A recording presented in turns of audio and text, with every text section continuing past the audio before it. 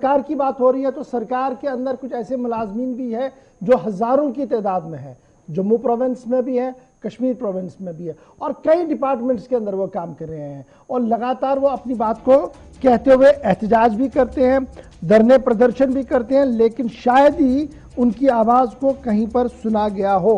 यही वजह है कि PHE डेलीवेजर्स लगातार श्रीनगर जम्मू के अंदर एहतजाजी धरने पर है, मिनिमम वेज एक्ट की मांग कर रहे हैं, सर्विसेज को रेगुलाइज करने की बात कर रहे हैं। प्रधानमंत्री से लेकर लेफ्टिनेंट गवर्नर तक, गृह मंत्रालय तक लगातार गुहार लगा चुके हैं, वादे भी हुए हैं, लेकिन वफा कब होगा वो अभी भी बड़ा सवाल है।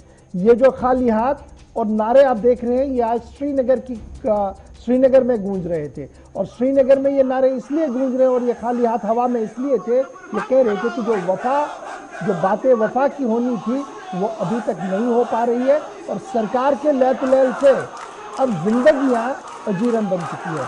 सीधे चलेंगे जी अपने मेहमान के पास। सजाद परे साहब मेरे साथ हैं, PHE डेलीवेजर्स कोऑर्डिनेशन के हेड भी हैं। बहुत बहुत शुक्रिया सजाद ज्वाइन करने के लिए। सजाद साहब बहुत शुक्रिया जी ज्वाइन करने के लिए। बड़ा जल्दी से आपके पास 2-3 मिनट में मैं जानना चाहूँगा, लगातार आप अपनी मांग को रख रहे हैं, साबिका हुकूमतों में भी आप सड़कों पर थे, और 2019 के बाद वादा था ये कि अब ये सड़क का खेल बंद होगा जी, अब ये दफ्तरों में काम करेंगे।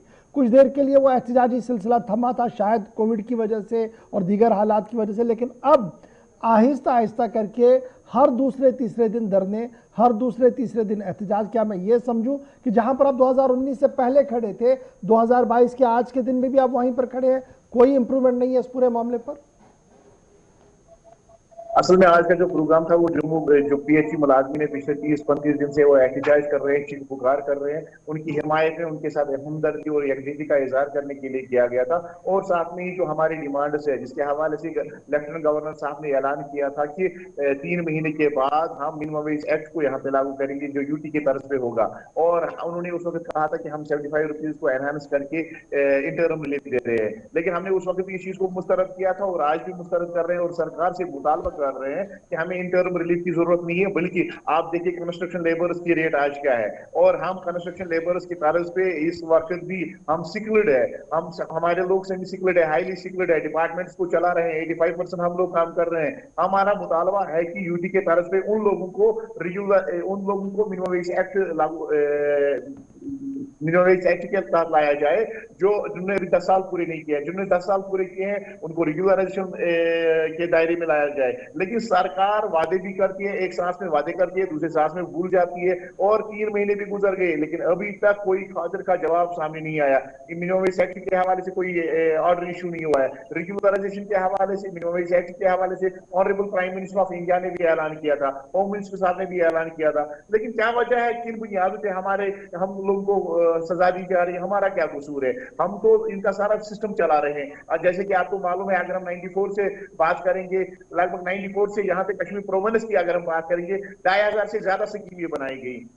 उन स्कीमों के को चलाने वालों के हवाले से कुछ नहीं सोचा गया, कोई मैन पावर प्रोजेक्ट उस DPR में नहीं रखा गया था। और अब की बार इस वक्त जल जीवन मिशन चल रहा है, 4500 करोड़ कश्मीर प्रोविंस के लिए दिए गए हैं और 5000 करोड़ जम्मू प्रोविंस के लिए दिए गए हैं, जिसके तहत कश्मीर प्रोविंस में लगभग 850 स्कीमें, उनमें बोरवेल भी है, OSTs भी है, स्लो सैंड वो फिल्ट्रेशन प्लांट्स भी है, रैपिड सैंड फिल्ट्रेशन प्लांट्स है, उनको तामीर किया जा रहा है, उनको इनाग्रेट किया जाएगा, उनको पेंशन किया जाएगा।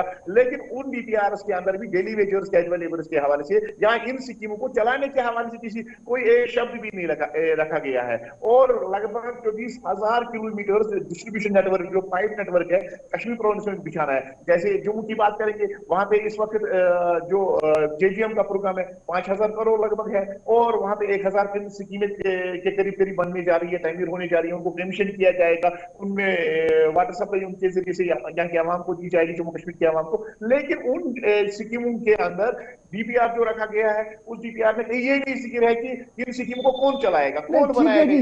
ये बात तो आपकी अच्छी है, ये तर्क आपका अच्छा कि जनाब आप हजारों करोड़ रुपया तो इन्वेस्ट कर रहे हैं, नई स्कीमें बना रहे हैं, लेकिन एम्प्लॉयमेंट आप कर नहीं रहे, और जो लोग आपके पास हैं उनके भी जायज मुतालबात को माना नहीं जा रही। यही तो मामला आपको 96 में भी था, यही मामला 2000 में है, और यही मामला का 2022 में है। यही तो मेरा छोटा सा सवाल था कि जहां पर आपने जदोजहद शुरू की थी, क्या आप उसी पेज पर आज भी हैं या कुछ चीजें आप आगे बढ़ चुकी हैं?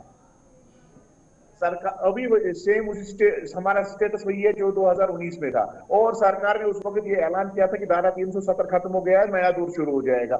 हमें तो नया दौर की बूम ही नहीं आ रही है, कहीं नए दौर का कोई आगाज ही नहीं हुआ है। डेली वेजर दिन ब दिन पीछे चले जा रहे हैं। उस वक्त SRO 530 के बाद फिर भी फाइलें हमारी होती थी, रेगुलराइजेशन हो रही थी, उसके हवाले से भी ऐलान किया गया था कि मिनिमम इसमें अमेंडमेंट हो जाएगी। ना अमेंडमेंट हुआ, ना इम्प्लीमेंट हुआ, कुछ भी नहीं। वो प्रोसेस भी रोक दिया गया है। तनख्वाह हमारी जो है वो भी ना होने के बराबर है, क्योंकि अगर आप मार्केट की रेट इस वक्त देखेंगे, मार्केट जो हमारे अगर डेली वेजर्स कैजुअल लेबर्स की बात करेंगे, वो बेचारे कसम कुर्सी की हालत में जिंदगी बसर कर रहे हैं। उनको बराबर 12 महीने की तनख्वाह नहीं दी जा रही है बराबर। मुझे लग रहा है अच्छा, बीच में हम ये भी देख रहे थे ना कि एक प्रोसेस शुरू हो गया था कि जिनके सारे डॉक्यूमेंटेशन पूरी हुई थी उनको आहिस्ता आहिस्ता करके मरहलावार तरीके से परमानेंट भी किया जाता। बहुत सारे लोग हुए भी, वो रुका कब से पड़ा हुआ है? धारा 370 5 अगस्त 2019 के बाद ये कहा गया है कि डेली वेजर्स कैजुअल लेबर्स के हवाले से भी सोचा जाएगा। ऑलरेडी SRO 520 SRO 64 सरकार के पास था, उन्होंने उस हवाले से कमेटियां बनाई थी, लेकिन पता नहीं उस कमेटी को आसमान खा गई या जमीन खा गई। उस हवाले से भी कोई उन्होंने 4-5 मीटिंगें की, लेकिन मीटिंगें करने के बाद भी कोई खातिर का जवाब सामने नहीं आया, कोई मिनट्स ऑफ मीटिंग इशू नहीं की गई, कोई रेगुलराइजेशन का ऑर्डर तब से इशू नहीं किया गया। खाली 6-7 मीटिंगें हुई है उस पर, और 2019 से कोई मीटिंग आज तक नहीं हुई है। सरकार से हमारा मुतालबा है, अगर आप 9,000 करोड़ रुपया PHE को दे रहे हैं, स्कीमों को बनाने के लिए दे रहे हैं, इन स्कीम को चलाएगा कौन? आपके लोग दिन ब दिन रिटायर होते जा रहे हैं। जो डेली वेजर्स है वो बेचारे दर दर की ठोकरें खा रहे हैं। उनके मुस्तकबिल के हवाले से आप कुछ नहीं सोच रहे हैं। एक पैसा 9,000 करोड़ में से एक पैसे का जिक्र भी डेली वेजर्स कैजुअल लेबर्स के हवाले से नहीं किया गया है। मैं थोड़ी देर पहले बीजेपी के कदावर नेता के साथ इसी प्रोग्राम में गुफ्तगू कर रहा था और यही जानने की कोशिश कर रहा था कि जम्मू के अंदर भी एहतजाज है, कश्मीर के अंदर भी है। उनका एक ठोस जवाब सामने आया कि आबादी के तनासुब से जब हम देखें तो हमारे पास सरप्लस सारा कुछ है और हम शायद आगे इसमें बढ़ पाए, मुश्किल है। दबे अल्फाज में इस तरीके की बात थी नए एम्प्लॉयमेंट को लेकर भी।